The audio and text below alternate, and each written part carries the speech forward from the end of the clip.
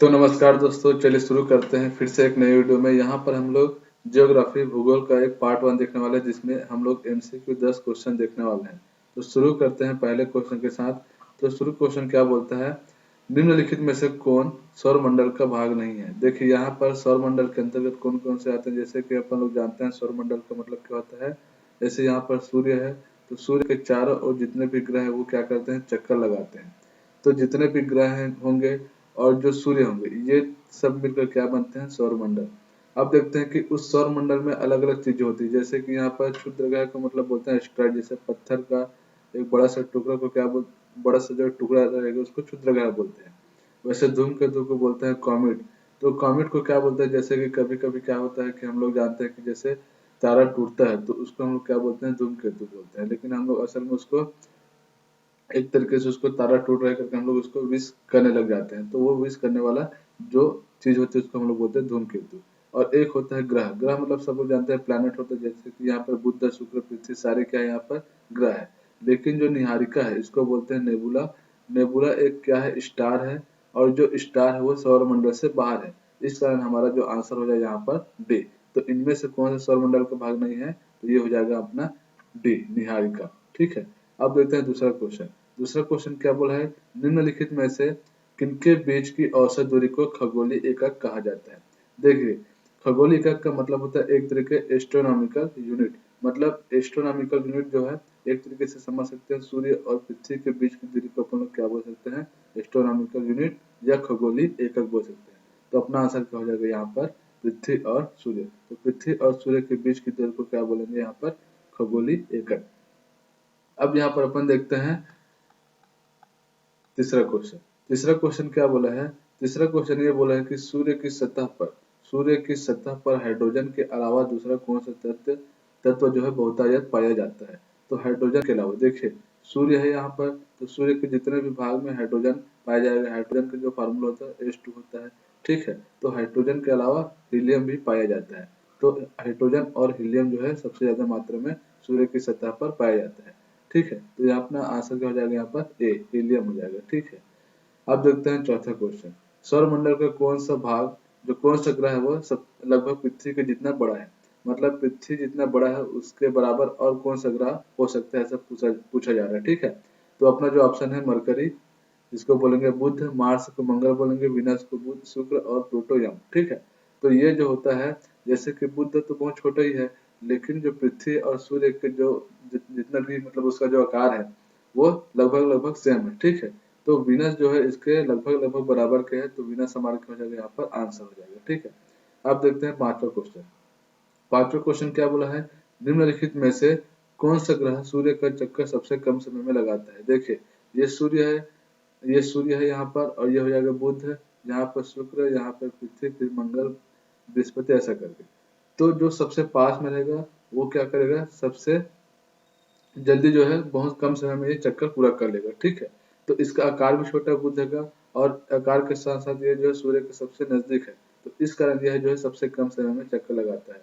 तो यहाँ पर बुध दिया है, शुक्र दिया है, पृथ्वी और मंगल दिया है। तो बुध जो है अपना आंसर क्या हो जाएगा, यहाँ पर सही हो जाएगा। अब देखते हैं छठा क्वेश्चन। छठा क्वेश्चन क्या बोला है, निम्नलिखित में से किसे ब्लू प्लैनेट कहा जाता है। ये सब लोग जानते हैं कि ब्लू प्लैनेट किसे कहा जाता है, मतलब नीला ग्रह किसे कहते हैं। अपना जो पृथ्वी है वो क्या दिखाई देता है, नीला नीला दिखाई देता है। तो नीला ग्रह क्या हो जाएगा, यहाँ पर पृथ्वी। शनि दिया है ऑप्शन में, पृथ्वी दिया है, बृहस्पति दिया है, मंगल दिया है। तो पृथ्वी क्या हो जाएगा, अपना आंसर सही हो जाएगा। अब देखते हैं सातवां क्वेश्चन।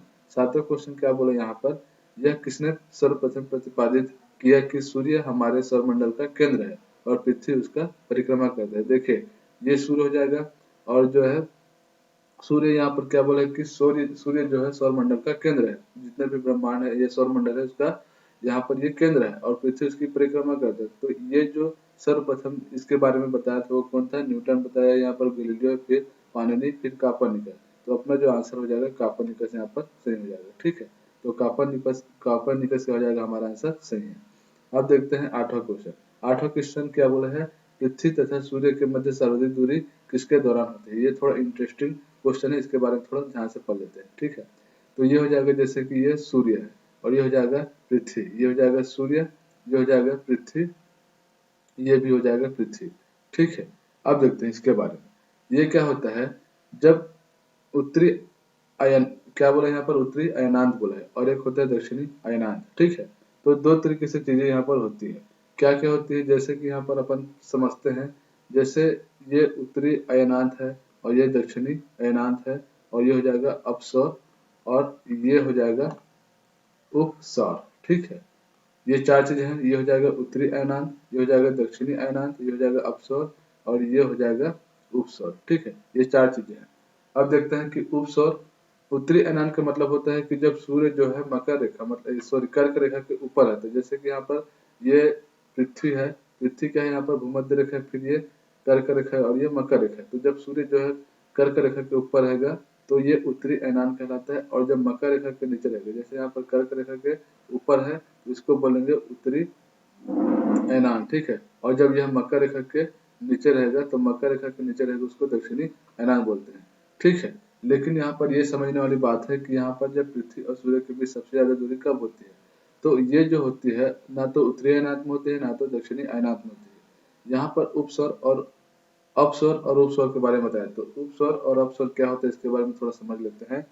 तो अपसौर जो होता है, अपसौर और उपसौर का मतलब होता है कि जब भी कोई पृथ्वी जो है अपनी कक्षा में चक्कर लगाती है तो सूर्य के सबसे निकट और सबसे अधिकतम दूरी पर रहती है, तो उसे अपसौर या उपसौर बोला जाता है। मतलब पृथ्वी जब अपनी कक्षा में जब दूरी तय करती है तो उस दूरी के समय में जब वो पृथ्वी जब सूर्य से जितनी दूरी में रहेगी, जैसे यहाँ पर पृथ्वी का यहाँ पर चक्कर लगा रही है। ठीक है, अब पृथ्वी जो है यहाँ पर चक्कर लगा रही है तो अपनी कक्षा में तो ये घूम रही है, तो जब ये सूर्य के सबसे निकट रहेगी, ठीक है, तो जब सबसे यह अधिकतम दूरी पर रहेगी उसको बोलेंगे अपसर, और सबसे निकट में रहेगी तो ये क्या बोलेंगे उसको उपसर।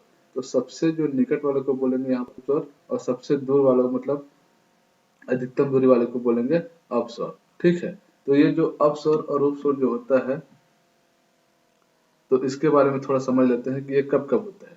तो जो अपसर होता है वो 4 जुलाई के बीच होता है, और इस समय जो पृथ्वी और सूर्य के बीच की दूरी लगभग ये जो हो जाएगा 15.21 करोड़ प्रकाश वर्ष दूरी पर ये रहती है। ठीक है, इसके साथ जो उपसौर रहता है वो क्या होता है किलोमीटर। ठीक है, यहाँ पर प्रकाश वर्ष नहीं है, किलोमीटर है। ठीक, तो ये 15.21 किलोमीटर के करोड़ किलोमीटर की दूरी पर रहता है, और जब ये निकट में रहेगा तो लगभग ये 14.27 किलोमीटर की दूरी पर रहेगा। मतलब उपसौर में निकट रहेगा और अपसौर में ये अधिकतम दूरी पर रहेगा। तो यहाँ पर हमारा आंसर क्या हो जाएगा, ये सी।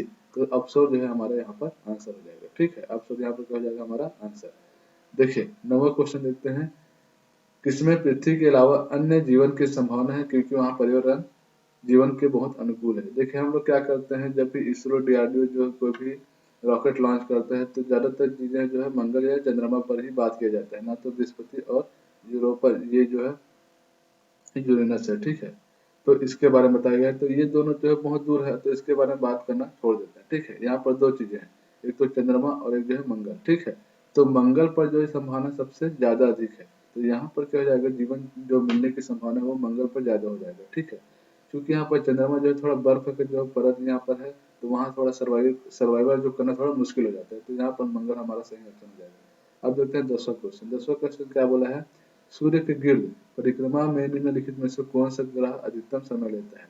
पृथ्वी थोड़ा पास है तो ये थोड़ा कम समय लेगा, मंगल भी यहाँ पर थोड़ा पास है तो थोड़ा कम समय लेगा, और जो शुक्र है वो भी थोड़ा सा पास है लेकिन कम समय लेगा, और इसके जो आकार है और थोड़ा वजन है वो थोड़ा कम है, किसके किसके कंपेयर में, बृहस्पति के कंपेयर में। तो इस कारण जो बृहस्पति थोड़ा आकार में भी बड़ा है और इसका जो वजन भी बड़ा है और थोड़ा दूरी में भी है, तो ये 3 कंडीशन के कारण यह सबसे ज्यादा समय लेगा। तो अपना आंसर क्या हो जाएगा यहाँ पर बी। तो इस तरीके से हम लोग भूगोल के 10 क्वेश्चन के हैं। तो आई होप ये वीडियो आप लोग को अच्छी लगी होगी। तो मिलते हैं नेक्स्ट वीडियो में। जय हिंद।